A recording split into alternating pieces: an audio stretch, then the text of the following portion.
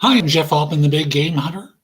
I started being called the Big Game Hunter starting from my time doing search, where I used to hunt down leaders and staff for organizations. Did it for more than 40 years, filled more than 1,200 full time positions plus consulting assignments. And now I do coaching. I do job search and leadership coaching, as well as executive coaching for people with specific types of backgrounds. And I'm here today doing an Ask Me Anything because I've received a bunch of questions from people that I want to have a chance to address. And I just thought it was a good time. I normally try and do these Sunday morning early, like in the area of 8:30 Eastern on YouTube, but I just couldn't do it this week. Too busy.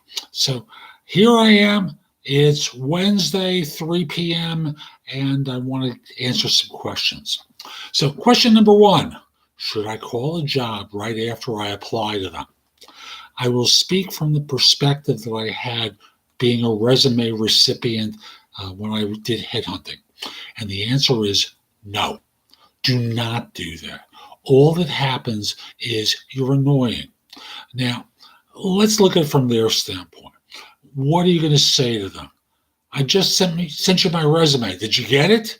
In other words, you're interrupting them with a stupid question because you know that a resume was received. Most of these systems have a confirmation message that they send out that says something to the effect of, hey, thanks for uploading your resume. We'll be in touch with you once we've had a chance to review it. So what are you doing? What are you accomplishing except annoying people? There's nothing good that comes out of such a thing except you feel good, but then you don't because often they won't take the call. So just recognize that there's no point in you making this phone call or sending this email that says, hi, did you get my resume? These systems work. You know it, they know it. All you're trying to do is to get attention that they won't give you. That was question number one. Question number two is it a good practice to optimize each application slash resume to a company's requirements or to have one standard resume for all companies? Now, if you're posting your resume on a job board, you have a standard resume. Because the reality is, it's not like you're going to upload 25 different versions of your resume on the off chance that a firm is going to discover that resume and suddenly they're going to go, hey, this guy is terrific. No. But if you're submitting your resume, you have to tailor your resume. Why do I say that? Real simple. Because, well, the example I always give is the broken watch is right twice a day. The standard resume is going to get you a certain number of interviews, but it's not customized for the specific job. It doesn't emphasize particular things that this firm is going to be interested in with your background. So, yes, you tailor your resume in order to demonstrate your fit with that specific role. How you do that? Simple. Look at the requirements of the position. That's the roadmap for what they're currently looking for. You make sure everything is there, and then you start going to the functionality that they would have you do, and where it's appropriate, again, you include the relevant functionality that you've done for your current organization or someone else. Okay? Next, what can I do to ace my job interview? Have the right answers, answer the questions well. Dumbbell question. Dumb question.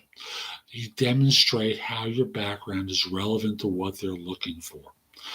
That is always the way to ace an interview. You demonstrate fit.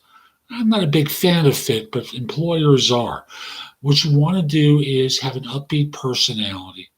You want to come across as well-spoken, knowledgeable, friendly, affable, all that sort of stuff from a personality standpoint, but it starts off with you demonstrating that you have a background that's appropriate for the job. Great. What is the best way to slow play a job offer? I love that phrase, slow play. If you need to buy time because you think another firm with a better offer is coming soon. Okay. The easiest way to do it is to not take the initial phone call with them making you the offer. Buy yourself a day and call them. And if you want to demonstrate your interest, at somewhere like 10 o'clock, you call them and you say, I just got in, got your message. I'm going to be out most of tomorrow. Okay, if I check in with you late afternoon. So now you've bought 2 days of time. But you've demonstrated your interest and your general availability by responding to their phone call. Next, what you do is when you're listening to them, you are prepared with a ton of questions, and you basically say, I'd like a little bit of time to think about it. How long do you need? 2-3 days tops. Now, they're going to, at that point, figure out that you might be waiting for another offer. 2 days is really ideal. My wife is traveling, my husband is traveling, my partner is traveling. I want to be able to discuss it with them. They're on a plane on their way to Asia right now. I'm not going to be able to talk with them right away, but since this affects them, I want to be respectful. That is a really smooth way. The goal here is to buy 5 business days. If you're looking for more time, you are out of luck. No one is going to sit around waiting for you for 3 weeks to respond to their offer because they know you're not interested. They know you're trying to play for something else. You can stall for a week, maybe. Most of the time you can, but you can stall for a week. Once it goes into the second week, they know you're not really interested. Next question. Is it okay to begin working at a company while waiting for a better job? Well, I know from the employer's perspective, the answer is no. From your perspective, the answer is yes, because after all, employers do things that are in their interest. And you have to start thinking like an employer does, which is doing things that are in your best interest. Why do I say that? Because frankly, they don't look out for people. They are looking out for themselves. So you want to do what's right by you. So yeah, by all means, start another job.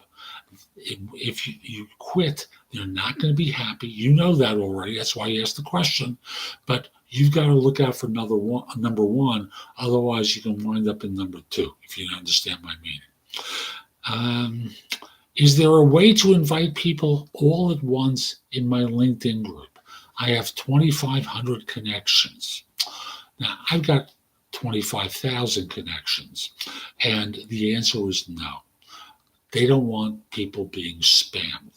And that's what you would be doing, spamming your connections, saying, hey, I just added you to my group, even though you have no idea what it's about and may not have an interest in the subject. It will piss people off to no end, and the result winds up being LinkedIn loses. And thus, the answer is no. You can't do it. You can't send requests to all your connections. What red flags do headhunters check for on LinkedIn? Now, I'll tell you what I used to do. Number 1 is a profile that doesn't seem congruent with the resume. Number 2 is very thin information. Number 3, the photo looks like one of those ones that spammers use. You know, it's got the picture with the turquoise backdrop that suggests that maybe this is a phony profile. You know, the image there looks like a cartoon image, but you can't be quite sure. Those are 3 obvious things that headhunters check for on LinkedIn. The big one, though, is your background is congruent with what your resume says. Let me repeat that. Your background is congruent with what your resume says. Next, is it a bad idea to write guru, ninja, rock star, or similar terms on your LinkedIn profile? Yes. Yes. Only amateurs do that. Only less experienced people do that. Instead, use phrases like expert, expert. That's a good word. Not guru, not ninja, not rock star, expert. Should an ideal cover letter not include your technical skills? So I'll assume you're a developer. And the answer is they should include your technical skills. Here's what you do. The opening paragraph reads, I'm forwarding my resume to you based upon the fact that I saw a position available. I'm referred by so-and-so, whatever it is. You indicate why it is that you're writing to them. I understand you're trying to fill a position for such and such with a background in X, Y, and Z. Let me give you a sense of how my background fits with the role. And in the left-hand column, you list the technology that's in the ad, and in the right-hand column, how long and how recently you've worked with it. So, yes, by all means, include the tech in the resume. How do I ask politely for an increase in the salary of a job offer? Look for my video, The Easiest Way to Negotiate a Higher Salary for Yourself. Great content, a little bit of acting on your part, but it's easy stuff. That's really the way to do it. And that's my last question for today. So I'm Jeff Altman. I hope you found this helpful. If you did and you're watching on YouTube, click the like button. The like button that's over there. It's a little graphic of my logo, the Big Game Hunter. Click it, and you'll be notified whenever I release a new video for YouTube. I've got thousands of them organized by playlist. Come over to YouTube by going to JobSearchTV.com. That will take you directly to my channel, and you'll be able to watch videos in playlists so you can start getting to work getting ready. If you're interested in my coaching you, connect with me on LinkedIn at linkedin.com/IN/the Big Game Hunter. Mention that you saw the video because I like knowing that I'm helping some folks. Once we're connected, message me that you're interested in coaching. We'll set up time for a free discovery call. Hope you have a great day. Take care.